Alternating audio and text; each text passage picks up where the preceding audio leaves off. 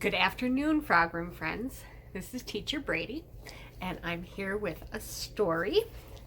Today's story is the true story of the three little pigs. What? The true story? What was the story we heard before? Are you telling me the story of the three little pigs isn't the true story? This is the true story? Well, I guess we'll find out. But first, before we begin, let's talk about the physical parts of this book. First, we have the cover of the book. What are the parts of the cover of the book? We have the front of the book, we have the back of the book, and we have the spine of the book. And those make up the cover. What do we have inside the book? That's right, the pages. Oh, I'm so glad you remembered. The pages are where the story is. That's the best part. Okay, so I already told you the title, which is The True Story of the Three Little Pigs. Who is the author? The author, it says, by a wolf. By a wolf. As told to John Siska. John Siska. So those would be the author of the book. A Wolf and John Siska. Okay, I think A Wolf might be a little bit silly. What do you think? Yeah? What does the author do? That's right. The author writes the words. The author writes the words. Hi-ho, the dairy-o, the author writes the words. And down here we have the illustrated by Lane Smith. What does the illustrator do? You got it. The illustrator draws. The illustrator draws. Hi-ho, the dairy-o, the illustrator draws. Very good. So on the front of our book, we have the title, our author, A Wolf and John Siska, and illustrator, Lane Smith. All right, are you guys ready to hear the true story of the three little pigs? I sure am. Let's get cracking. Everybody knows the story of the three little pigs. Or at least they think they do. But I'll let you in on a little secret. Nobody knows the real story because nobody has ever heard my side of the story. The wolf's side. I'm the wolf. Alexander T. Wolf. You can call me Al. I don't know how this whole big bad wolf thing got started, but it's all wrong. Maybe it's because of our diet. Hey, it's not my fault wolves eat cute little animals like bunnies and sheep and pigs. That's just the way we are. If cheeseburgers were cute, folks would probably think you were big and bad too. Can you see that? What's on that cheeseburger? What kind of ears are those? Those bunny ears? But like I was saying, the whole big bad wolf thing is all wrong.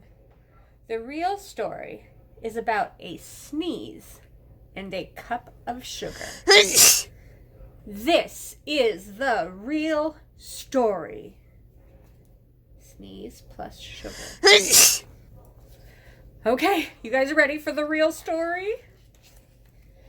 Way back in Once Upon a Time, I was making a birthday cake for my dear old granny. I had a terrible sneezing cold. I ran out of sugar. See that? So I walked down the street to ask my neighbor for a cup of sugar. Now, this neighbor was a pig, And he wasn't too bright either. He had built his whole house out of straw. Can you believe it? I mean, who in his right mind would build a house of straw? Do you see the house? Where's the house? Boop, boop. So, of course, the minute I knocked on the door, it fell right in. I don't want to just walk into someone else's house, so I called, little pig, are you in? No answer. I was just about to go home without the cup of sugar for my dear old granny's birthday cake. That's when my nose started to itch. I felt a sneeze coming on. Well, I huffed and I snuffed and I sneezed a great sneeze.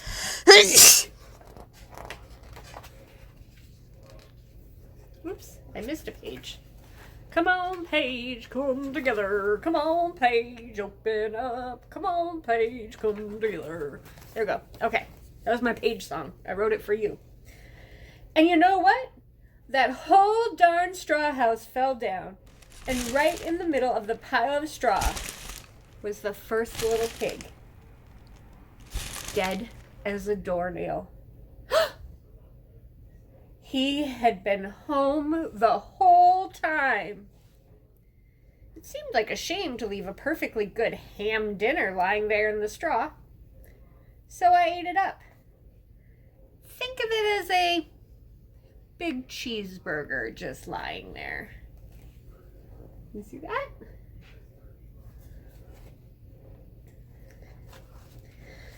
I was feeling a little better, but I still didn't have my cup of sugar. So I went to the next neighbor's house. This neighbor was the first little pig's brother. He was a little smarter, but not much. He had built his house of sticks. I rang the bell on the stick house. Nobody answered. I called, Mr. Pig, are you in? He yelled back, Go away, Wolf. You can't come in. I'm shaving the hairs on my chinny chin chin. You see?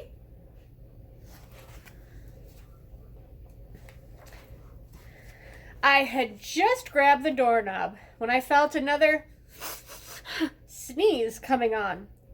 I huffed and I snuffed and I tried to cover my mouth, but I sneezed a great sneeze.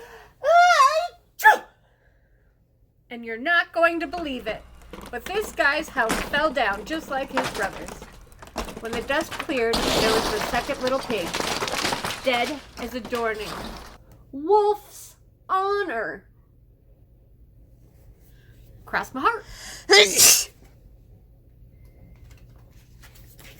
Now, you know, food will spoil. What does spoil mean? You're right. It means to go bad. If you leave food on the counter, after a while, it just goes bad. That's why we put food in our refrigerator, right? So food will spoil if you just leave it out in the open. So I did the only thing there was to do. I had dinner again. Think of it as a second helping. I was getting awfully full, but my cold was feeling a little better. And I still didn't have that cup of sugar for my dear old granny's birthday cake. So I went to the next house. This guy was the first and second little pig's brother. He must have been the brains of the family. He had built his house of bricks. I knocked on the brick house. No answer. I called, Mr. Pig, are you in? And do you know what that rude little porker answered? Get out of here, Wolf. Don't bother me again.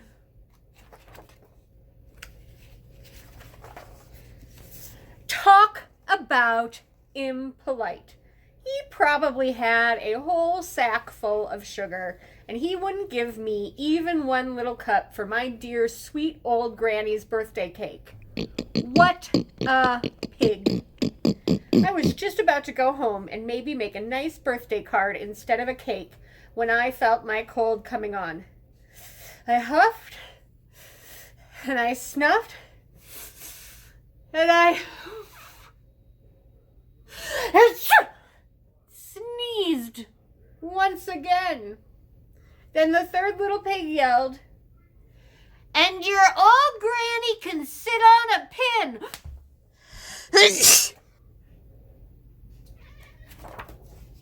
I said that so loudly, I scared a bird away.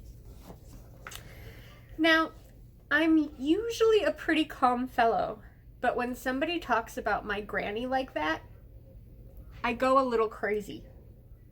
When the cops drove up, of course, I was trying to break down this pig's door. And the whole time I was huffing and puffing and sneezing and making a real scene. Can you see that?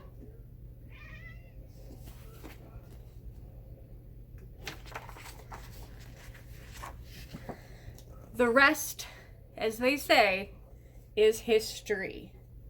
It says, Big Bad Wolf. The news reporters found out about the 2 pigs I had for dinner. They figured a sick guy going to borrow a cup of sugar didn't sound very exciting. So they jazzed up the story with all of that huff and puff and blow your house down. And they made me the Big Bad Wolf. That's it. That's the real story. I was framed. So, maybe you could loan me a cup of sugar? That story was wonderful. The true story of the 3 little pigs. And I enjoyed reading it to you. Come back next time and we'll have another story. Thank you, bye cat friends.